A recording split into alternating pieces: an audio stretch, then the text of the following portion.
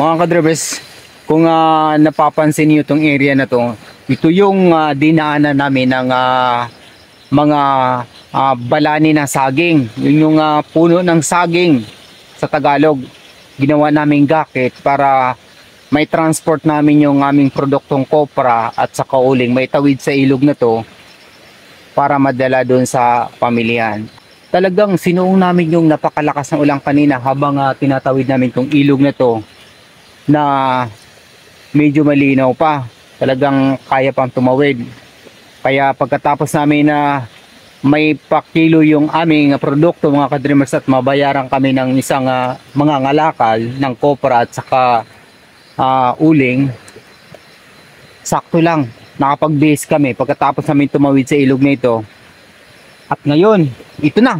Kung mapapansin niyo, dito namin inilusong yung puno ng saging para gawing gakit mga ka-dreamers. At yung baha ngayon, ito na. Napakalaki nung baha talaga. Kaya yung mga local farmers natin mga ka-dreamers na talagang tumatawid pa ng ilog, talagang buwis buhay yung kanilang pagsusumikap para dalhin yung kanilang mga produkto sa mga pamilihan.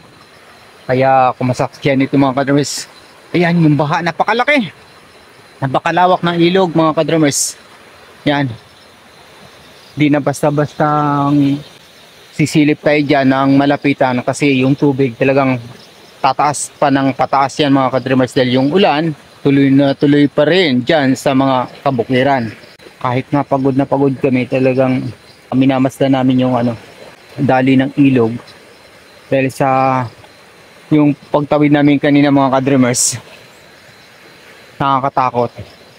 Talagang madalian para hindi kami abutan ng baha. Kaya laking pasalamat namin sa Diyos dahil sa talagang ginabayan kami na makatawid dito na hindi pa dumating yung napakalaking baha dito mga kadreamers.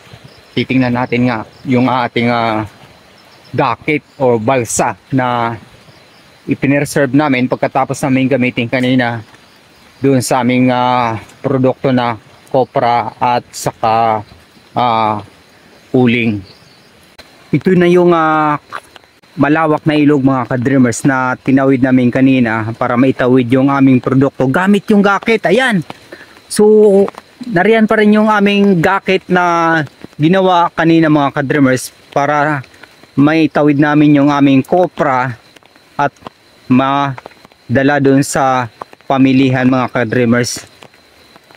Habaan niya mga ka-dreamers, ang lawak ng baha, lawak ng ilog na to, pero tinan nyo po yung tubig, napakalakas. Sakto nga na lang mga ka-dreamers dahil sa kanina bago kami pumunta ng pamilihan, iniwan namin yung gakit dyan, itinali namin sa malaking bato at pagbalik namin mga ka-dreamers, dala namin uli yung gakit, sinakyan namin patawid dito. Yan, so safe po siya dyan nakatali. Sana hindi po siya maano dahil sa yung at tinilian naming puno talagang napakaliit. Yun yung ipil-ipil.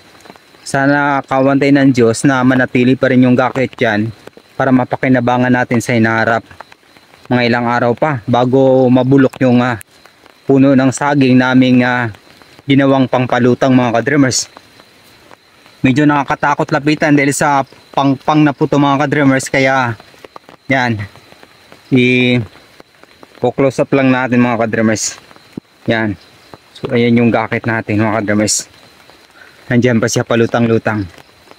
Sabi ko nga dun sa kapatid ko mga kadreamers, bibilhan namin ng 15 metrong tali yan mga kadreamers para may tali namin sa puno ng niyog. Kasi malaking pakinabang po talaga kung mayroon tayong balsa or gakit sa Bisaya kapag nandito po tayo sa tabi ng ilog na naninirahan at yung mga sakahan natin.